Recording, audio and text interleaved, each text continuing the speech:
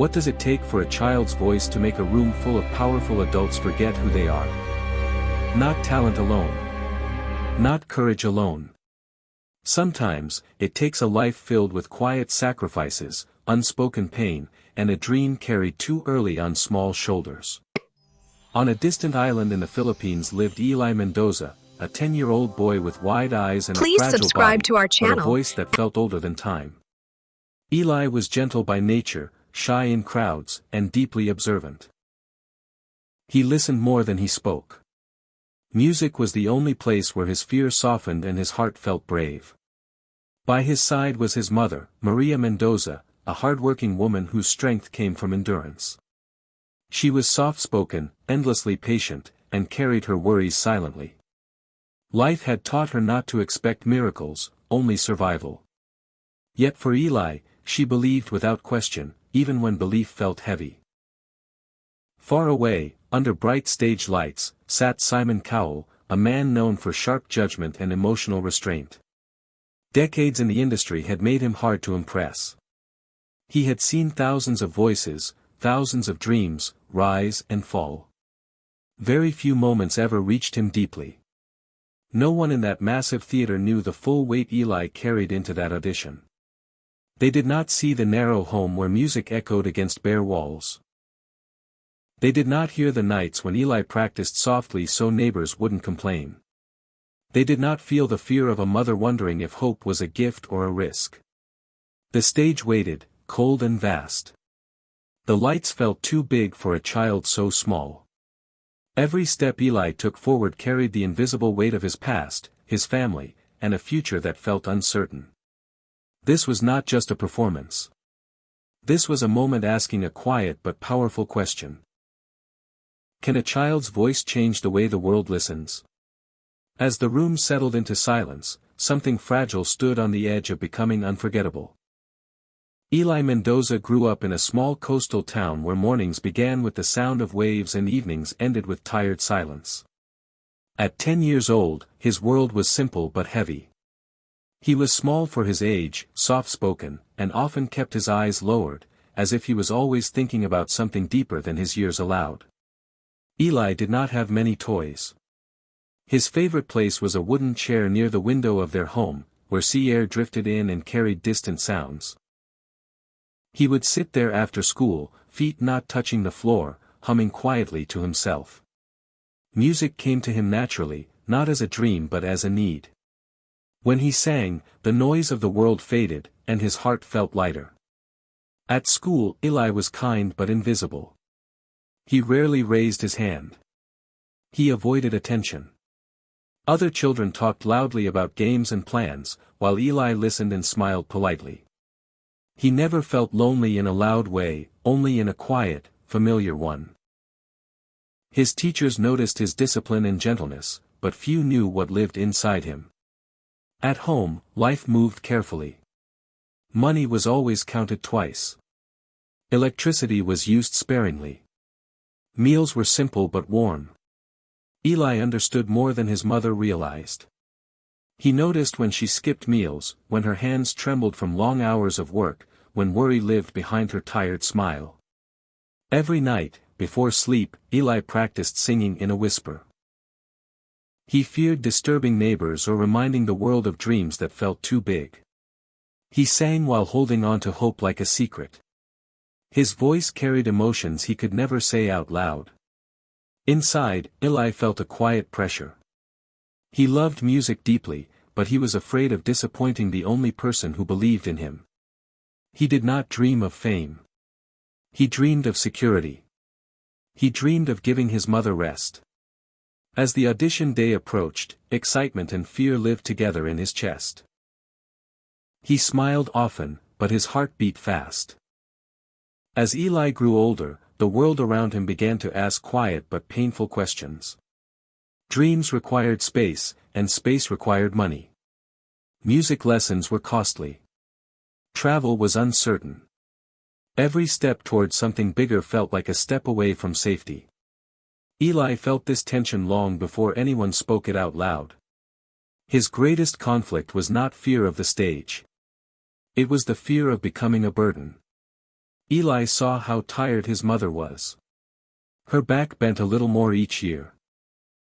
Her hands moved slower at night. Some days she returned home silent, carrying disappointment like an invisible weight. Eli learned to read these signs without words. He learned to stay quiet when the house felt fragile. There were moments when Eli considered stopping altogether. He told himself that singing was selfish. That dreams were luxuries meant for other children. Children with comfort. Children with support systems that did not break under pressure. Loneliness wrapped around him during those thoughts. Not the kind that comes from being alone, but the kind that comes from feeling unseen. Music was the only place he felt fully understood. Yet even music began to feel heavy, tied to guilt and worry.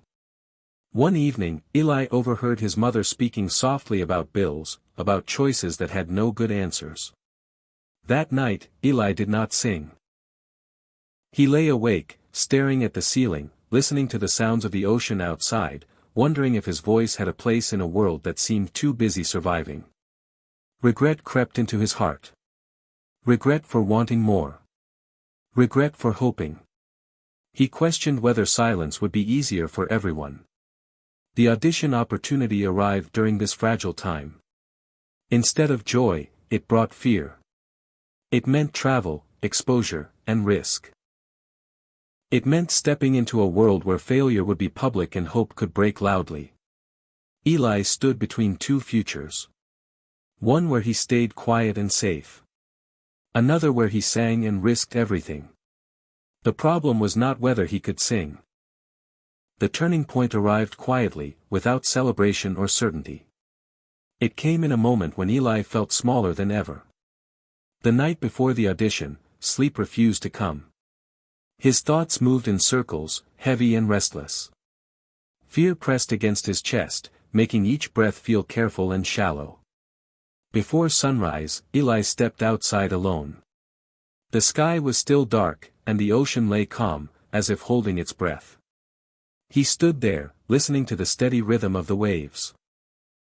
In that stillness, something shifted inside him. For the first time, Eli realized that his voice was not just his own. It carried the echoes of every sacrifice his mother had made. It carried the silence of nights filled with worry. It carried the hopes he had buried out of fear. His singing was not a demand. It was an offering. That understanding changed everything. When Eli walked onto the audition stage later that day, the lights no longer felt like enemies. They felt like witnesses. The vast room no longer seemed cold. It felt expectant. The audience faded into a blur, and time slowed, as if the world itself leaned forward. As the first note left his chest, something unexpected happened. The fear that had followed him for years loosened its grip. His voice rose with clarity and depth far beyond his age. Each note carried honesty rather than effort. It was not perfect. It was real. The judges shifted in their seats. The crowd grew still. Simon Cowell, known for his guarded expressions, leaned forward slightly, his face changing in a way few had ever seen. Eli sang as if telling a story without words. A story of quiet endurance. A story of longing. A story of hope that refused to disappear. By the time the final note faded, silence filled the room. It was the kind of silence that arrives when something important has just happened. A silence heavy with emotion. In that moment, Eli understood something life-changing. His voice did not exist to impress. It existed to connect. Some moments do not change life because they bring fame or applause. They change life because they give permission to believe. Eli Mendoza did not walk onto that stage to become famous. He walked there carrying years of quiet struggle, love, and restraint. What the world witnessed was not just a talented child. It was the release of a voice that had been holding itself back for too long. The true victory was not the reaction of the judges or the shock on Simon Cowell's face. The real victory happened inside a young boy who finally understood that his dreams were not a burden. They were a reflection of hope.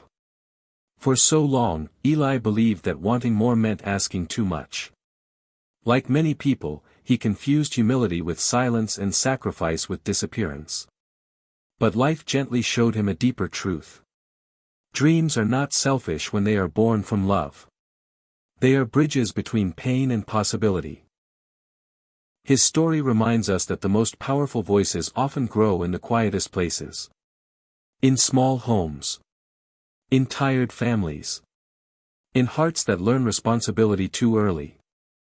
These voices do not shout. They wait. And when they finally rise, they carry weight, honesty, and meaning. There will always be fear before a leap. Fear of failure. Fear of judgment. Fear of disappointing the ones we love. But fear does not mean we stop. It means the moment matters. Eli's journey teaches that courage is not loud confidence.